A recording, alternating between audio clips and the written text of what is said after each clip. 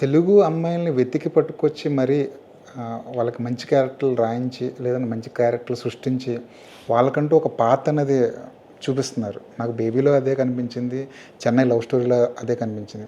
అంటే పర్టిక్యులర్‌గా మీరు ఒక సందర్భంలో కూడా చెప్పారు. తెలుగు అమ్మాయిల్ని ప్రోత్సహిస్తాం, తెలుగు అమ్మాయిల్ని తీసుకొస్తామని. అంత బలంగా ఒక డిసిషన్ తీసుకోవడానికి వెనకాల ఏమైనా కారణాలున్నాయా? ఏం లేదు. నాకు తెలుగు అంటే మన లాంగ్వేజ్ అమ్మాయిలు మనం ప్రోత్సహించుకోవాలి కదా. మన వాళ్ళని మనం ఈ రోజుల్లో తెలుగు అమ్మాయి పెట్టా, టాక్సీ వాళ్ళ తెలుగు అమ్మాయి, బేబీ తెలుగు అమ్మాయి, ఈ తెలుగు రాజేష్ కూడా అంతే, కలర్ ఫోటో తెలుగు అమ్మాయి, హృదయ కాలేయం, కొబ్బరిమట్ట అందరూ తెలుగు అమ్మాయిలే. సో ఏంటంటే మా ఇద్దరికి ఏంటంటే తెలుగు అమ్మాయిలు ఎక్కువ పెట్టాలి, మన లాంగ్వేజ్ అమ్మాయిలు. మ్యూజిక్ డైరెక్టర్లు కూడా అంతే, ఎక్కువ లోకల్. ఎందుకంటే మనం వేరే చోట నుంచి ఇంపోర్ట్ చేసుకోవడం కన్నా మన వాళ్ళని మనం గౌరవించుకుంటే, అంటే తెలుగు అమ్మాయికి ఒక కమ్యూనికేషన్ అర్థం అవుద్ది, ఒక ఎక్స్ప్రెషన్ అర్థం అవుద్ది. వైష్ణవికి కూడా ఆ అమ్మాయి యాక్టింగ్ చూస్తుంటే ఆ క్యారెక్టర్కి వేరే హిందీ అమ్మాయినో తీసుకొస్తుంటే ఆ అమ్మాయి అంత బాగా చేయలేదు. అదే గౌరీప్రియ కూడా చిన్న చిన్న ఎక్స్ప్రెషన్లు ఉంటాయి, చిన్న చిన్న కాన్వర్జేషన్లు ఉంటాయి. మీరు సబ్ టైటిల్స్ మరి చూస్తుండండి ఎప్పుడైనా వేరే లాంగ్వేజ్ సినిమాల్లో, మన సబ్ టైటిల్కి సూటబుల్ మనం వాడే పదం ఒకటి ఉంటుంది, వాడు సూటబుల్గా ఇస్తాడు.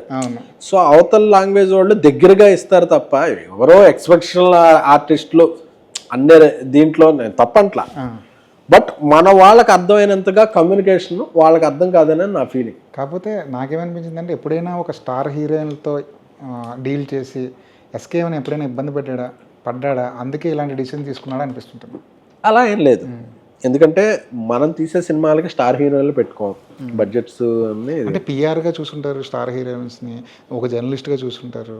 అందుకే ఆ ఎక్స్పీరియన్స్ వల్ల నాకేంటంటే చాలామంది, నేను పిఆర్గా ఉన్నప్పుడు చాలామంది అదర్ లాంగ్వేజ్ హీరోయిన్ మన దగ్గర డబ్బులు చేసుకునే వాళ్ళు కానీ లాంగ్వేజ్ నేర్చుకునే వాళ్ళు కాదు. నూతన సంవత్సర శుభాకాంక్షలు చెప్పించడానికి చాలా సత్యం.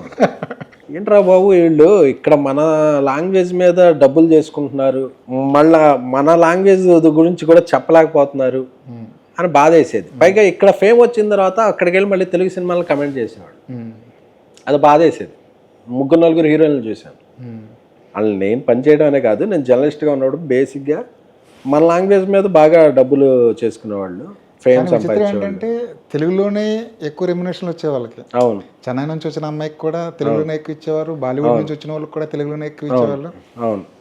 సో నాకు బాధ కలిగేది, ఏంట్రా మన అందరికీ మన తెలుగు ఆడియన్స్ ప్రేమిస్తాం ఎవరినైనా, మనం ఎంత హైప్ చేస్తాం, వీళ్ళు మళ్ళీ ఒక లాంగ్వేజ్ నేర్చుకోరు, మళ్ళీ కమెంట్ చేస్తుంటారు అని బాధ కలిగింది. అందరూ అలా ఉన్నారని కాదు, కొంతమంది. సో అందుకని వీలైనంతగా మన అమ్మాయిలు మనం ప్రోత్సహించుకుంటే మనం మనకి వాళ్ళకి ఫేవర్ చేసినట్టు ఉంటుంది. ఫేవర్ అంటే హెల్ప్. మన ఇండస్ట్రీ గ్రో అవుద్ది. మన వాళ్ళే 10 మంది అమ్మాయిలు ఉంటే వాళ్ళే వేరే లాంగ్వేజ్లో పనిచేస్తారుగా, అప్పుడు ఎవరిని తెచ్చిపెట్టుకోవాలని లేదుగా అని నేను ఒకళ్ళిద్దరు డైరెక్టర్లు చెప్పాను, అన్ని ప్రాసెస్ ఇది కష్టం. సో నేను వాంటెడ్గా అనుకున్నది అంటే, మనం అన్న లైక్ మైండెడ్ పీపుల్, నేను, రాజేష్, కొంతమంది డైరెక్టర్లు తెలుగు అమ్మాయిలు పెట్టుకున్నాం. సో వాళ్ళు పెద్దోళ్ళు అయితే అలా వాళ్ళు వేరే లాంగ్వేజ్కి వెళ్తే మన లాంగ్వేజ్కి రెస్పెక్ట్ వస్తుంది. మన లాంగ్వేజ్ అమ్మాయిలకి మనం ఇచ్చింది.